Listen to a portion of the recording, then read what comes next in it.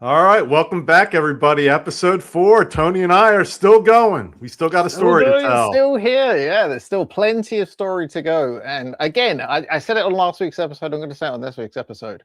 The comments section, so nice. I love reading the comments section. It's so cool. Yeah, I think we have, over the last, God, I keep saying this, but over the last 5 years, it's crazy it's been that long. We have a nice little community going. We are on Discord. There's a RetroSoft Studios Discord server. I'll put the link down in the description today for that. Oh, cool. That's cool. We go in spurts where we're active, but there's messages on pretty much on a daily basis, just talking about nice to haves, what we'd love to add to RetroMania, but also just general internet wrestling community talk. We have a nice little niche community there. Cool. I still, the most common thing is, it would be great if you added ... It would be great. And mostly I agree with everybody. It would be great if I could add them, We would love to, but yeah, it doesn't always work like that. No. Yeah, it's funny. The chatter this past week was somehow it got to the Insane Clown Posse, and I put JCP and instead of JCW in one of my comments, and people are like, Jim Crockett Promotions would be great. I was talking about Juggalo Championship Wrestling, actually. And they're like, still, that would be cool too. I mean, either or, I'm all for some JCP, but some JCW would be cool. I mean, the ICP guys are made for a game like RetroMania. So, that would be very, very Maybe cool. We can go back and get the backyard wrestling license. I mean, like I was just about to say, the backyard wrestling games, I do remember not wrestling games, but they were quite fun, with the silly craziness and the shopping carts and diving off of roofs and things like that. It was a fun time. But what have you been up to in the last week since we sort of last spoke? I know you're constantly tinkering, working. Yeah, on, so we're still getting this patch out. We failed certification. Oh, okay. And we resubmitted, so now we're waiting again. And it was just, it was the last issue they found has been there since launch. So it's a thing that doesn't happen that often. And I think the tester that we had just was changed. It had to do with like swapping controllers or something from one type of controller to another. Some really rare thing that I don't think I've ever seen anyone complain about online. And the wrestling and gaming communities have no hesitation when they find an issue. Oh yes. And but at the end of the day, we're still shooting towards our physical release with limited run games. So anything that we can get out of there that is an issue for anybody, it's better off we fix it now. So it's a minor inconvenience, but we'll get it. Well, I'm hoping this is, fingers crossed, we'll get certified this week. When we record next week's episode, I'll say, the latest patch is out and we released it and we're good. So is that certification? Sorry to cut you off. Does it work the same way like a movie? Like when a movie's made and you send it to a board to get certified and they come back and say, this is an R-rated movie. Or so there is that, but that's different than what I'm talking about. So okay. But for example, you have to go through what I'm talking about is each console and Steam, you have to submit your game whenever you do a new build, like a new patch or new anything. And each of those platforms have different processes for certification. Some more automated than others. And so some take longer than others to get through. So you have to go through every patch. Now, the rating system is ESRB. That's what it's called in the US, but there's an equivalent in every country. Like the UK has their own board, although they may file ESRB. I'm not sure. I think we have PEGI. That sounds right. And every country, not every country, but there's at least, I want to say, 12 to 13 different ratings. And when you submit, typically your ESRB rating, whatever they go with, the other ones will go with. Or it's probably, and it's not just ESRB, I think it's whatever country of origin. And again, I could be talking completely out of my ass. So I've limited experience of publishing a game in another country when I'm from that country, because I've only lived in the United States. So, but I'm not sure what experience, like if I'm a UK developer, do I get my PEGI certification, and does the ESRB accept that if I want to sell in America? Okay. I'm not completely sure how that works. You know, being an ignorant American, I'm only concerned with the US. Right? No. But, you know, I think when I got my ESRB and when I put that on, I was able to get the equivalent of whatever the rating is in the other countries. Now, some are stricter than others, so you have to be careful when you're reading through. There's kind of a recommended based on what you got on the SRB and what you can get. So I did have to go through that all. And actually, I just had to go through it again and get my rating from the SRB for the physical version. Because it's slightly different what you have to get when you actually are going to put it on a box versus just being on a digital storefront. So we actually went through that for the limited run games release. So we got through our ESRB submission process and we got through that. We only got rejected, I think, once for something that I didn't submit properly, because you have to go through and go through every part of the game and send them a video or screenshots of it, you know, send them the dialogue of our story mode we had to send and make sure that was all cleared. I see. And call everything out. So well, I mean, you learn something new every day. And I learn many things on this podcast. So I had no clue about that. So thank you for enlightening us. No, all good. Where are we at in the timeline today? Because I feel like we're about to get to RetroMania. We're almost there. Yeah, so we teased that last episode. I think we got through the ooh yeah. Yeah, it's funny. I did notice in the comments somebody's like, "You should get Dan." Like when I mentioned Dan Soder on it, I'm like, I would love to reach out to maybe do a future DLC where he voices a Macho Man kind of story mode-ish thing or something. It would be pretty cool. That would be pretty cool. Yeah. I think he would be on board if I can get the message to him. I'm sure he's got people, you know, but if I could get it filtered to him, I'm sure he would be interested in doing that. But 100%. I think he does the impression at the drop of a dime. So to be in a video game would be, you know, kind of like the next best thing. So, yeah, for sure. Yeah.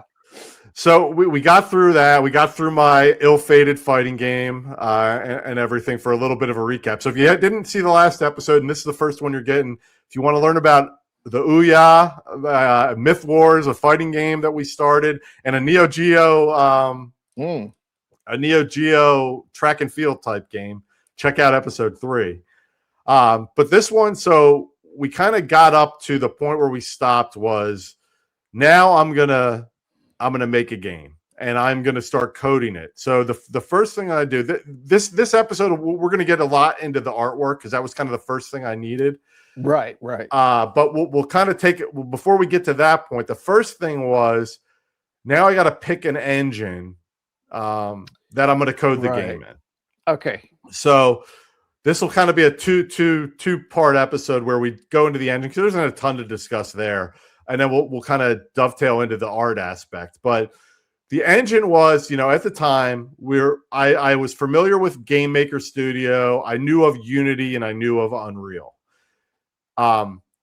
Since I was making a 2D game, so again, I really we're the spiritual successor to WrestleFest. You know, that was what we were going for. And I needed something that was strong in 2D. Again, as I repeated in the other episodes, I have never done game programming before. I've just done database coding, business related things, and all the like. So I needed something that was a little bit beginner friendly. So I started like most people do when you want to find something new. I Googled it, you know. In this case, I looked on YouTube. What's the easiest game platform to program a 2D wrestling game, sprite-based game? Right, and you don't get a great answer. Again, this is before AI. I'm sure it existed in some form, but this is 2016-17 time frame. I think 2017. Okay. So there's no like prompt, you know, vibe code a game in 15 minutes. And even today, you couldn't really do that good with a wrestling game. Maybe I'll eat those words, next month. Who knows? No, I understand. I mean, now, like, I have I have, what do you call it? AI is built into my cell phone, like I'm sure it is on yours, and you can, hey, so-and-so, what's this? Or how do and you just get an answer like that. Right. Back in 2017, yeah, that didn't exist. I'm pretty sure we were still Googling stuff. So. Right, yeah. So you would get, I got Unity, I got Unreal, and at the time, if I remember correctly, the pricing structure of Unity, Unreal, and Game Maker Studio were all very different. I don't think Unity was terribly expensive. Unreal, there was a kind of a steep price, a jump off point from a price standpoint that I didn't want to spend the money on at the time. I don't remember what it was, but it was more than I was like, well, these other two were a lot cheaper. And then I played around and I did kind of my hello world in both Game Maker and Unity. And I thought at the time, for what I was doing, Game Maker Studio was a lot smaller learning curve for me personally than Unity was. Okay. And since I was making a 2D game, I didn't have to mess with like a camera where you kind of do in Unity. And it was just, look, not knowing anything, relatively knowing nothing. I thought I loaded up both engines, Unity and Game Maker Studio. I found at the time Game Maker Studio easier to work with. Now, if I was making the same game right now, would I go with Game Maker Studio? Probably not. And I'll get into those reasons as we go through the story, because I'll answer that question throughout, because I'm going to tell some, the more you know stories as we go through this. At this time, you don't know anything. You literally are starting. I'm not saying like I'm not casting aspersions, but I have no idea how to make a game, and you were just, how do you make a game? Right. And then you tried 2 different platforms. This one works for me. I'm going to try this one. Right.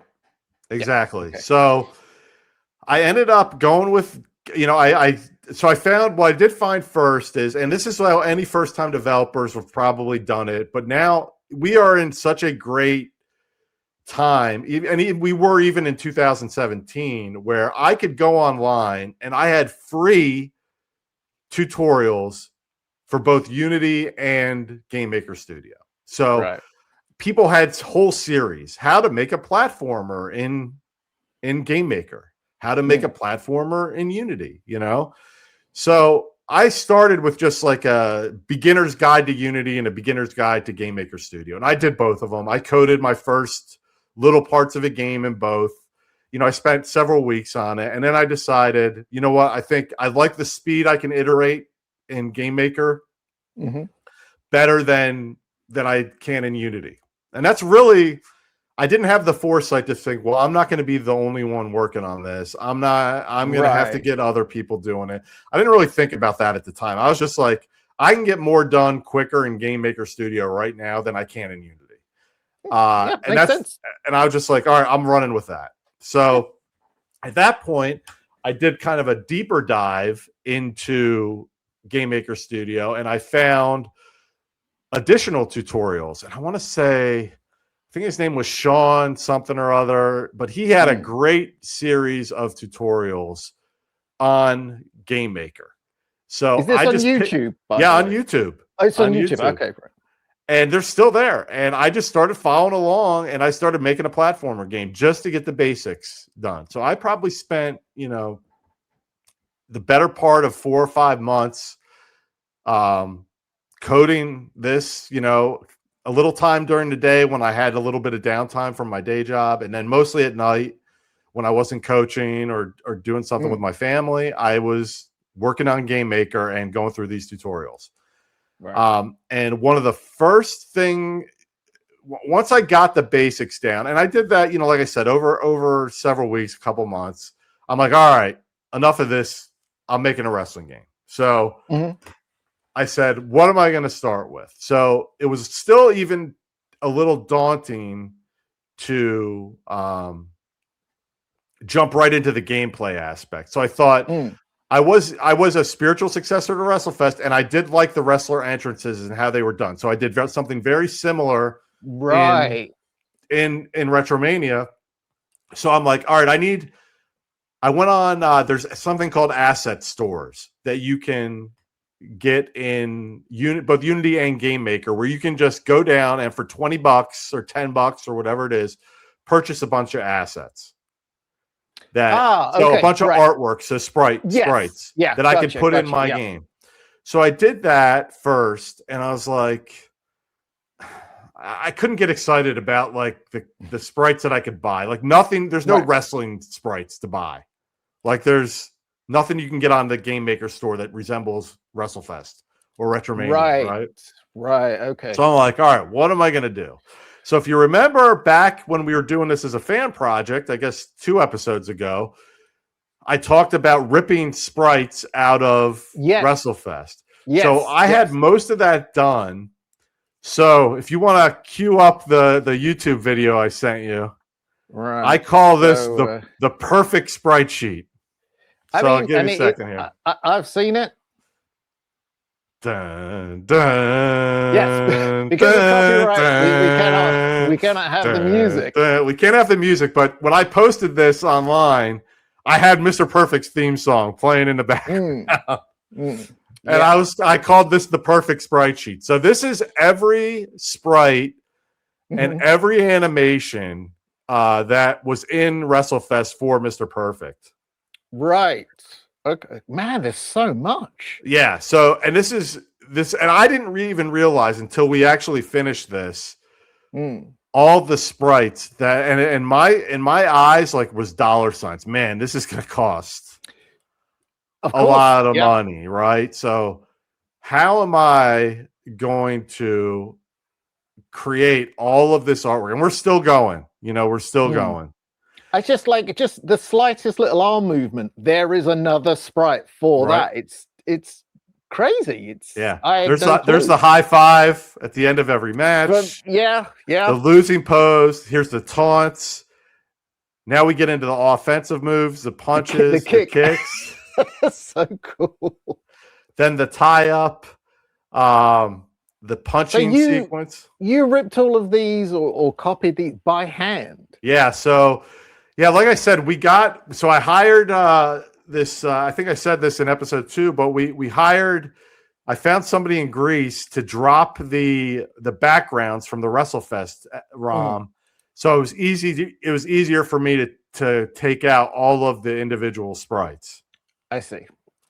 So this was just to use as a frame of reference from WrestleFest. Now we didn't do every wrestler. So this is just, so WrestleFest has the 4 different, is it 4 or 3? They have 4 different body types. So we ended up going with the same. In essence, ours all look different, but basically 4 different body types: a tech, a strong, a big, and a huge. We're the kind of the 4, and ours look all different. Like ours are definitely, I think we have more differences between the 4 than even WrestleFest did. But this just keeps going and keeps going. Then you have to do every move, every selling animation, right? So I don't even think we have all that on here. I mean, that's pretty cool. That wasn't even the complete cool video. That was just the offensive ones. And then you have to go through, and like for every pile driver, you have everybody taking a pile driver, right? Of course. And then WrestleFest had a really limited move set compared to what we end up with in RetroMania. I want to say they had maybe, if I remember correctly, 50 to 60 moves total in the game, whereas we're double or I might want to say triple the number of moves now at this point. Like we have Canadian destroyers in there. We have calf branders, power bombs. Like no one was doing a power bomb, at least not in the WrestleFest at that point. No. We do it from a couple different angles. All of their moves were done from the side. You had 2 basically against a running opponent moves in WrestleFest, whereas we have 3 or 4 different variations. We have drop down. So we did start as a basis with WrestleFest, but we did completely different models. We did a lot more move animations. We redid the ones that they had anyway. So all of our stuff was our own. And then on top of that, it was a lot more. So now it's like, all right, I know now I have Mr. Perfect. So then what I did is I think I took Jake the Snake and $1 Million Man on top of that, but just their entrance walks into the game. Okay. And I said, all right, now what happens if it's a one-on-one? Now, RetroFest or WrestleFest only had singles and tag team, but I was going to have 6-man tag and 8-man tag. So now I had to figure out, all right, I had select your wrestler and then the order in which they were selected. If it was a 6-man tag, who was in the front, which 2 were in the back, so on and so forth. And then I had to figure that stuff out. So now I'm like, I have these WrestleFest sprites. I can do that. All that's fine. Like all that was all pretty actually easy to do, to get that in the game, walking to the ring. But then it came to the first roadblock I had, which is kind of where I started looking outside of my own personal thing. If you think of a collar and elbow tie-up, right? Mm-hmm. In a platforming game, like think Super Mario Brothers, you don't have to draw a Goomba's arm, then Mario's head, then another Goomba arm, and then another Mario arm, and interlock it. A classic example in wrestling is a figure 4 leg lock, where you're like locked in, so you have to draw a leg, then the opponent's leg, then another leg, and then the other leg. You know what I mean?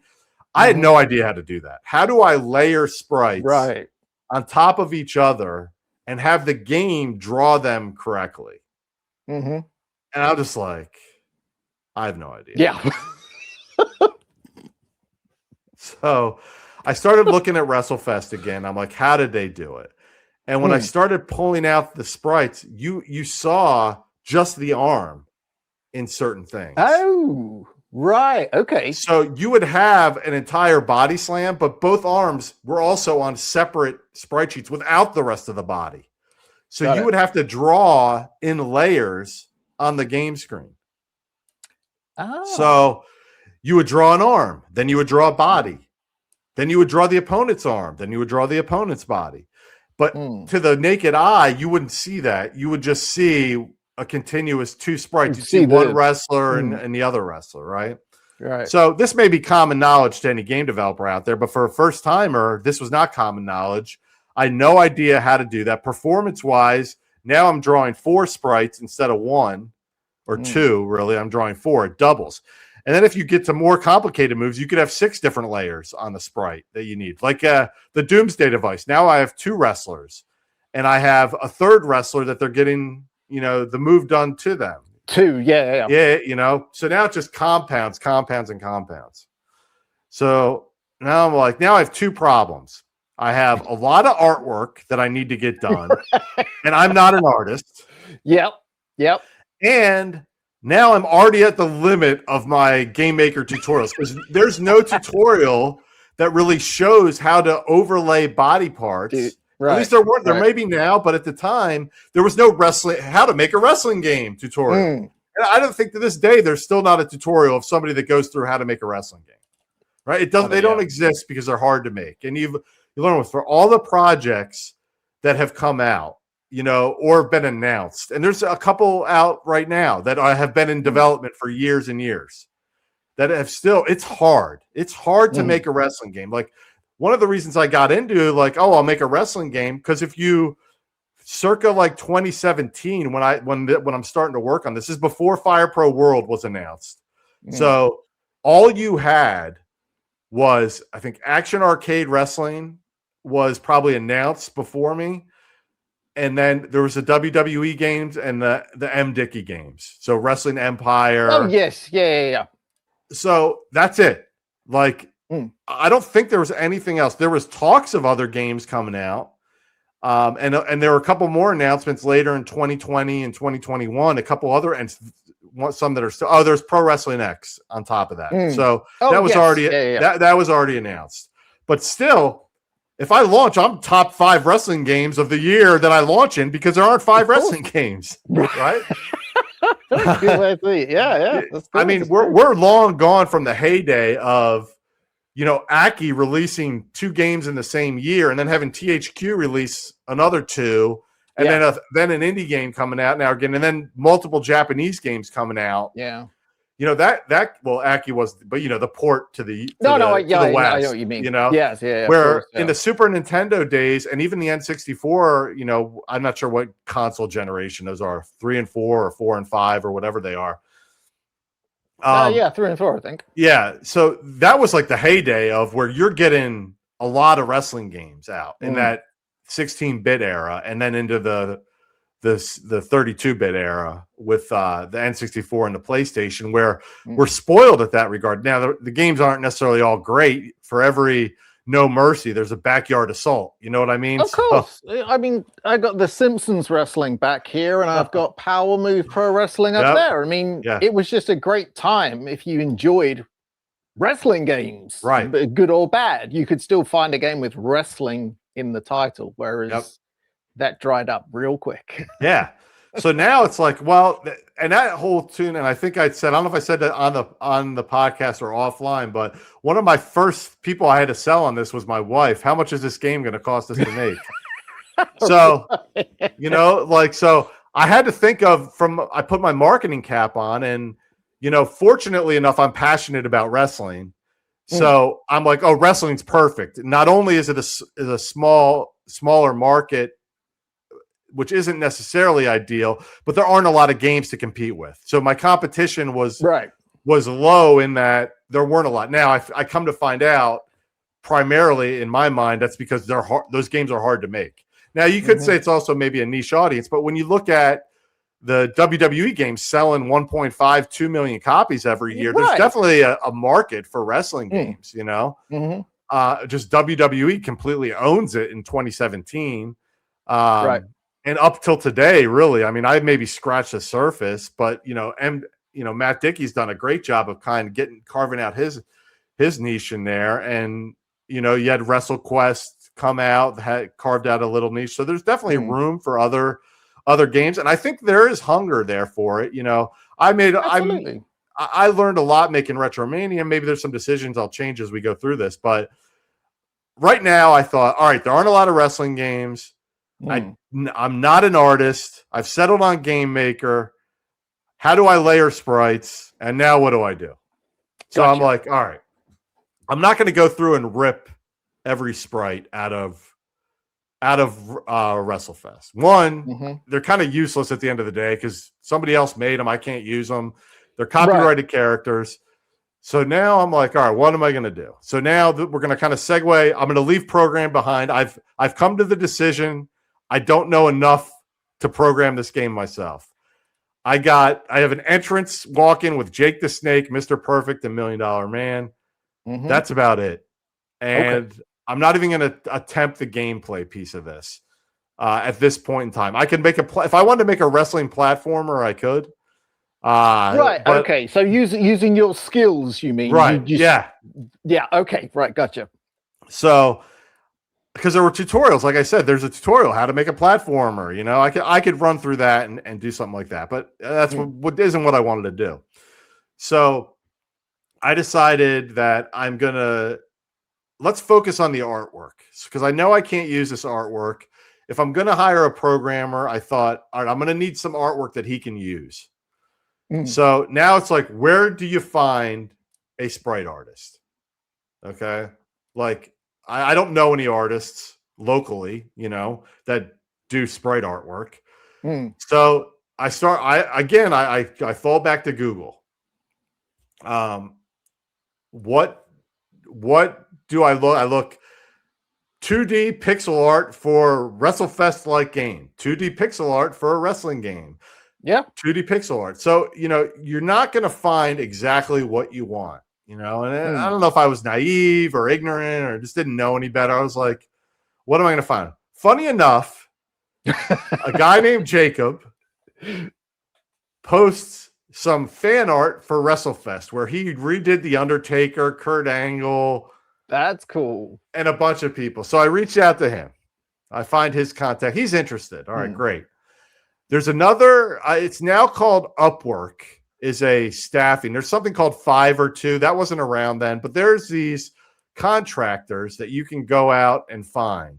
So I did a job posting. I forget what it was called at the time. It's called Upwork now, but it was called something else back in 2017. They rebranded since. And I posted looking for an artist, a pixel artist. Right. Okay. So I got, a handful of submissions. I don't know, probably like 10 to 20 submissions, and I wasn't paying a lot at the time. I didn't know. I really didn't know what it cost. I was really tight on the budget because, again, I didn't want to lose money. I didn't want to have a huge capital outlay either. I'm not rich by any means, but I thought my goal at the time was I want to make my money back. Like that, I didn't set my bar that high. I was like, how can I eventually make my money back? Gotcha. So I was willing to put out some money out of pocket up front. I was putting my money where my mouth was. I was confident I could make my money back. I thought there was a big enough market to do that. So I found a sprite artist, and I decided to go with the approach that I'm going to start with my bald guy, which is what, if you have ever played Fire Pro Wrestling and you go into their creator wrestler, there's like this bald looking guy that does all of their moves. So I'm like, well, so I didn't create this idea, but in my mind, I'm like, all right, I'm going to have an artist create my basic strong body type. Yeah.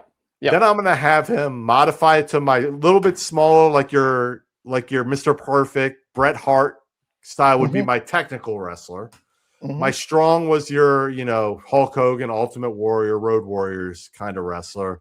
My big was my Tommy Dreamer, Sergeant Slaughter style from, speaking of wrestling. And then my extra big was my Earthquake, my Blue Meanie for what I was doing eventually. Yes. My extra big wrestler. So I was gonna kind of go the same approach. I thought the original designers of WrestleFest kind of used those categories, and I thought, why reinvent the wheel? I think I at a point I tried to get it down to 3, but I felt like I needed to capture the wrestlers eventually. I wanted that more variety, and especially since I wasn't doing a creator wrestler like Fire Pro, because I just thought the artwork would cost way too much because I had to do way too many move animations to do that. I thought, let me just do 4. So I hired an artist on Upwork. He charged me something really cheap. Like it was like maybe $20 an hour, maybe 15 an hour. Wow. That's cheap. Now, this was the first one. So you get what you pay for. I'll say right. Okay. I was waiting so for this. This is many lessons learned. You end up getting what you pay for. And you'd think I had to be batted over the head with that lesson multiple times. And at the end of the day, this, now fast forward, like, man, if I go back to 20, this theme is, what would 2026 Mike go back and say to now 2017 Mike? Yeah. 2026 Mike has talked to 2012 Mike, 2015 Mike. Now he's going back to 2017 Mike. Don't be so cheap, because it's going to cost you more in the long run. Spend the money. Yes. Spend the money now. And there's and what I've learned is there's also the other approaches. I also learned it the other way, where I paid somebody too much and the output wasn't worth what I got back. Right. Okay. So there is it's not an exact science, it's trying to find that middle ground. And in life in general, a lot of times it's trying to find that middle ground with quality and quantity. You know what I mean? And what is sustainable and how can you make money? Yeah, at the end of the world, I would have hired the best AAA artists that cost the most money to make my game look the best. Yeah. And then I wouldn't have made a dime. I'll never think of doing additional DLC for the game because I wouldn't have made any money at all. And it's hard to find that balance between, what you can afford to pay for, and as a developer, it's like, can I afford to use just Unity Asset Store stuff or Game Maker Asset Store stuff? Sometimes you can, sometimes you can't. Sometimes, people will bash a developer for using stuff they buy out of the store, but it's like, it's better than what they could do themselves. They're a programmer, not an artist, and there's a 100%, reason why there are artists out there. They do good work, and typically what you're willing to pay matches the quality that you're going to get in return. So 100%. That's my argument for AI thumbnails, by the way. I am not an artist, but I can put something together in AI. But anyway, I'm not going to. Right. That's a whole. Another time. we didn't have to battle with that at this point, right? But I hear you. It's like there's only certain if you don't have a budget into this day and age, and you're doing something like a thumbnail, but there is that level of person that is turned off by that. And you hear, and they're very vocal, and you hear about it, and I think the jury's still out. I think the jury's still out on what's kind of socially acceptable to use AI for and what isn't. Art's definitely a slippery slope in that regard. But in 2017, I didn't even have the option, so I didn't even, I didn't even have the ability to make that decision then. Everything was in RetroMania to this day is still, hand drawn and done. Hand drawn. But with that, it gets expensive. So get my first Upwork, and then so there's other sites that you can find. Pixelart.com, I think, was one of them. So I've reached out. So I would say in the next probably month to 2 months, I am on the quest to find my ideal artist for. Right. Okay. And it's like, and now it's not even like we're trying to find an art style too. It's like, I want it to look somewhat like WrestleFest. Well, that one looks too much like it, so I don't like that. Right. You get an artist that says, and I made the mistake. Here's my Mr. Perfect sprite sheet. I want it in this ballpark.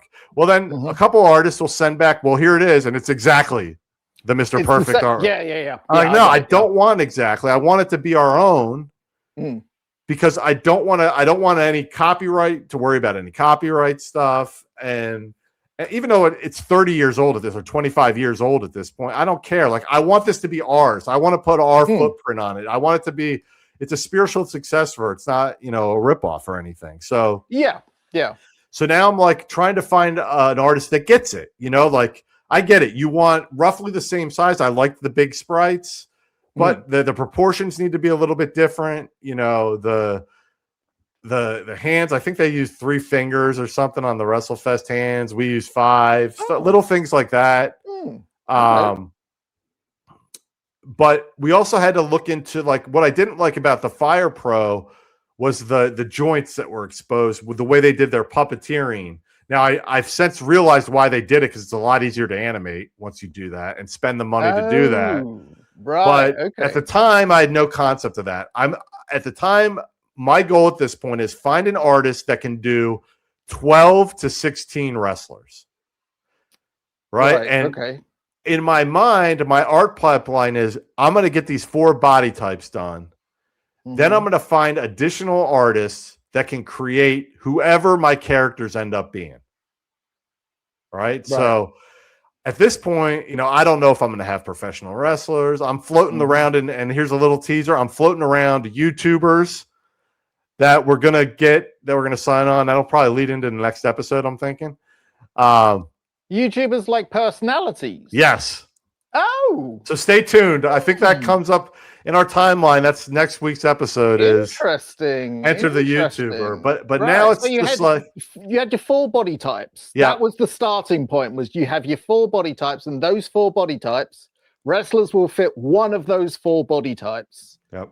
That was it. Right. Okay. That makes perfect sense, because I have often wondered, how do you choose so-and-so to look like so-and-so? Because all of the characters in RetroMania look very much like their real-life counterparts. Right. So, that's interesting.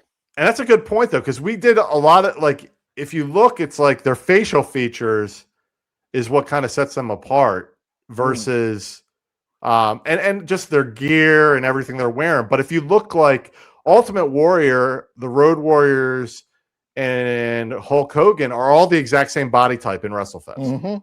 And so they say they cut corners on that. And I probably took that to even a further extent, where I think their faces might have been a little more unique than even mine are. Now ours, I think look pretty good, but some of ours, maybe we should have done complete head swaps. And I think we've probably gotten a little more detailed as we've done more wrestlers versus the first 12 versus the next 4 versus the next 2.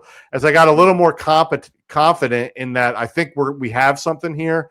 We probably spent a little bit more money, and it's funny, we've since gone back and edited some parts of different wrestlers over time, just little slight tweaks here and there to make them look a little bit better through updates and things of that nature. But right now it's like, all right, I've gone through at this point 5 to 10 artists to get somebody I'm comfortable working with to help me figure out what are our 4 body types going to be. So we ended up with, our tech, our strong, our big, and I forget what we called them initially, but heavy. I think it might have been biggest. It might have been biggest or bigger, or something real creative, right? And we got those, and we're like, all right, we got our body types. I got the one guy online who did his Undertaker and his thing. So I have him in the background saying, hey, if I give you a body style, can you do what you did for the WrestleFest characters, but in my style? So he's like, oh yeah, absolutely. If you give me a base set of sprites, I can basically draw over them to whatever character you want. Ah, right. Okay. So now the challenge is I have my artist who drew my 4 body types. He is not interested at all in drawing moves or animating moves. He's not an animator necessarily. Right. He helped me kind of design my style. So he helped do the style guides. And now I'm like, all right, now I got to find an animator. Great. Right. So I'm kind of learning the different, there's an art director. There is, a technical artist. There's sprite artists. There's animator specialists. So stupid me again. I just need an artist. They can do everything. One artist. I need one artist to work with. I need an artist, a programmer, and a me as the designer. Roll the credits. RetroMania. For an independent. For an independent wrestling game, if you would have told, again, 2017, Mike, your credits when you release RetroMania is going to list like over 50 people. Yeah, because I guess it started with one. You. Right. It started with me and Wade.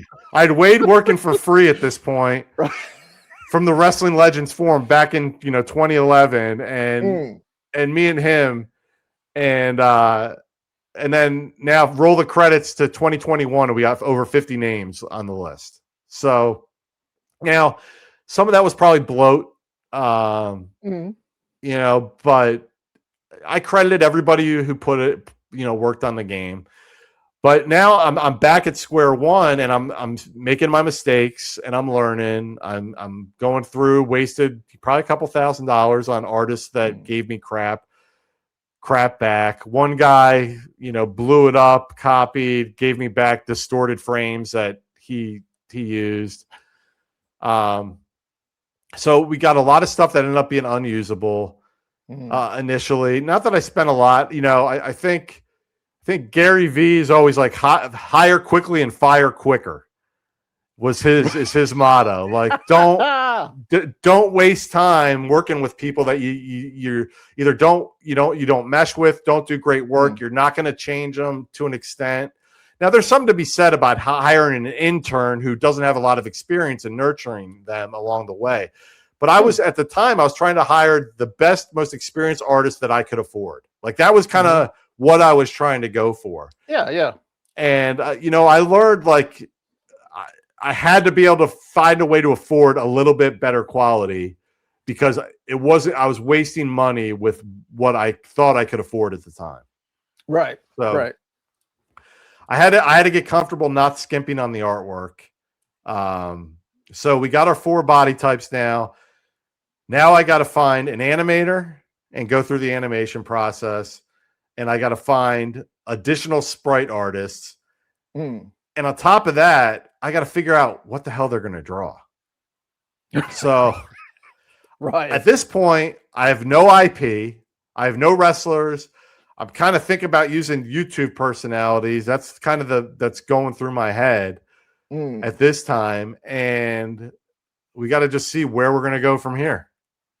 Wow. So, I mean, that's an uphill task, but you got to start somewhere, right? Right. You decided you wanted to do it. You made that decision. And then the only way is up from there. So I'm intrigued to hear more about this YouTube personality. What could have been? That's an interesting thing. So we'll pick this up on the next episode then. So your early steps are making the game now. Like, got your body types, you're finding artists, you're finding animators. I have no clue about any of this stuff. Like, I just assumed, like, oh, you hire a video game artist and they make it all happen. Right. Clearly that is not the case. So, no, yeah. We'll find out more. So, I hope you're enjoying these episodes of Wrestling with Game Dev. Leave a comment, questions, anything like that. RetroSoft Studios.